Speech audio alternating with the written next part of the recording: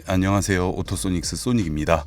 벤츠 S450을 출고를 했어요. 블랙 컬러 외장에 브라운 인테리어. 롱휠 베이스 모델이 기존 S클래스보다도 훨씬 넓어졌습니다. 그리고 이 S450 같은 경우에는 초기 출고 모델에 지금 옵션이 뒤죽박죽으로 되어 있는데, 제가 출고한 차량은 이중 접합 유리하고 액티브 앰비언트 라이트가 뒷좌석 모니터까지 기본으로 적용되어 있는 그런 모델을 잘 받았습니다. 이 차량이 막 이제 나온 모델이다 보니까 바로 야간 주행 모드를 통해서 어느 정도 느낌인지, 제가 신차를 출고하고 나서 지금 이제 처음 타는 거니까 같이 한번 느껴보도록 하겠습니다. 일단 시동이 걸렸을 때는 이 실내가 굉장히 정숙해서 잠깐 요 앞에 뛰어갔다 오면은 그 순찬 소리가 이게 좀 불쾌하게 들릴 수도 있고 사람에 따라 섹시하게 느껴질 수도 있겠네요. 일단 출발을 하는데요.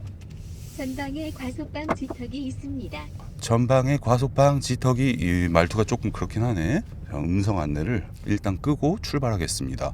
첫 느낌은 굉장히 정숙합니다. 제가 기존의 S클래스도 가지고 있었고 BMW 7 시리즈는 제가 4대를 탔죠.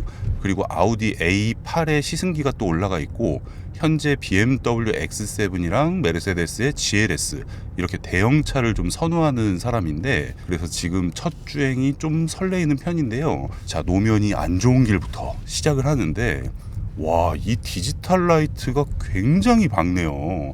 지금 상향이 켜진 게 아니고, 제가 BMW 7 시리즈 때도 썼었고, 현재 X7에 이제 레이저 라이트가 기본으로 적용되어 있는 모델인데, 전면 틴팅을 똑같이 했거든요. 똑같이 했는데도 굉장히 밝습니다. 색감 자체는 헤드라이트가 이것보다 조금 더 푸른빛이 아니었나 싶은데, 기존의 메르세데스의 멀티빔 헤드라이트랑 비교를 해도 조금 누런빛이 도는 그런 느낌이 나고요. 노면이 안 좋은 길 승차감 역시 진짜 이 잔진동 엄청 잘 잡아주네. 여기를 지금 이 동네가 다 재개발 지역이라 가지고 도로를 다 파서 완전 비포장 수준이거든요. 근데 소음이 들려지는 것도 초저음역대가 들리지가 않습니다. 저주파가 없다 보니까 귀가 웅웅거리는 부분이 굉장히 적고요. 가장 진동이 많이 전달되는 부분이 스티어링 휠하고 요 센터 콘솔 부분인데, 실질적으로 몸으로 느끼는 진동은 그렇게 크지가 않았습니다. 신차를 구매를 하면 길들이기를 해야 되죠. 내연기관 자동차들은 보통은 2000km 주행을 할 때까지 이 차량의 RPM의 일부를 사용을 하는 겁니다. 60에서 70%를 사용을 하는데, 이 차량 같은 경우에는 레드존까지 가기에 6000 RPM입니다. 한 3500에서 4000 RPM 이상은 넘어가지 않는 걸로 그렇게 주행을 할 건데요. 이 커브 도는 것도 나쁘지가 않네. S580을 탔을 때랑은 또 다른 느낌입니다. 제가 S580에 리어 엑셀 4.5도짜리를 주행을 했을 때 느낌이랑, 이 차량이 리어 엑셀이 빠진 차량인데 여기가 조금 더 익숙한 것 같습니다. 그런데 지금 디지털 라이트가 상향등 어시스트가 기본으로 적용되어 있거든요. 그러니까 도로 상황을 보고 알아서 상향등을 켜주는데, 방금 이렇게 닫혔듯이 요 기능이 꽤 잘 먹히네요. 근데 지금 정도에 켜줘야 되는데, 고속도로에 올라가기 전에 이렇게 어두침침한 길을 가다가 상향등을 켰을 때 요런 밝기 정도 나오잖아요. 자동으로 설정을 했습니다. 그러면 이렇게 전방 시야를 비춰줄 때 굉장히 좋고요. 차가 전반적으로 이렇게 꿀렁꿀렁 거리는 게 있긴 있네. S클래스의 450에서 사람들이 가장 궁금해했던 부분이 뭐냐면, 이 차량은 리어 엑셀이 기본 옵션이 아니기 때문에 리어 타이어가 285가 들어갔냐 아니면 똑같이 같은 사이즈로 들어갔냐, 요게 좀 궁금하실 텐데요. 제가 확인을 해보니까 저소음 타이어가 똑같이 적용이 됐는데, 앞뒤 다 255가 들어가 있습니다. 255가 들어가 있다 보니까 뒷 타이어가 285가 널찍하게 들어갔을 때 그 느낌이랑은 확실히 차이가 좀 있어요. 이렇게 왔다 갔다 이런 식으로 해보면 뒤에가 따라 붙는 느낌이 기존의 S클래스보다 조금 더 컴포트하게 세팅된 그런 느낌을 주는데, 이렇게 인디비주얼 모드에서 사용자 설정으로 서스펜션 느낌을 바꿀 수가 있습니다. 뭐 엔진과 변속기와 나머지 다 컴포트로 그대로 두고 서스펜션만 스포츠로 놓고 타면, 고속도로를 주로 타시는 분들은 뭐 서스펜션을 스포츠나 스포츠 플러스로 세팅을 했을 때 그때 오히려 더 최적화된 승차감 느낌을 얻으실 수 있을 거예요. 이번에 S클래스가 가속 페달과 브레이크 페달의 위치가 기존 모델보다 훨씬 좋아졌거든요. 기존 S클래스 같은 경우에는 가속 페달을 밟다가 브레이크까지 올 때 굉장히 발을 많이 뗐다가 밟았어야 했는데, 이번 S클래스는 페달 위치가 굉장히 좋고요. 시트가 아주 편합니다. 근데 S450의 최대 단점이라고 보여지는 부분이 컴포트 시트가 빠졌어요. 옵션에 보면 액티브 멀티 컨투어 시트라는 옵션이 있습니다. 그게 이제 앞좌석 컴포트 시트가 적용됐다 안 됐다 요 옵션인데, S500부터는 기본으로 적용이 돼서 앞좌석 마사지 시트와 허리를 양옆을 조여줘 가지고 각자 체형에 맞게 시트를 맞출 수가 있는데요. 요 S450은 액티브 멀티 컨투어 시트가 빠졌기 때문에, 안녕 벤츠, 웨이브 마사지 켜줘. 죄송해요. 이 차량에는 마사지 기능이 없어요. 네, 이렇게 야박한 안내를 받으실 수가 있습니다. 이 차량에는 액티브 멀티 컨투어 시트가 빠지고 뒷타이어는 2호 그대로 들어갔다. 이 부분이 조금 아쉬운 부분이고요. 다행히 제가 출고한 이 차량은 이중 접합 유리가 기본으로 들어가 있는 모델입니다.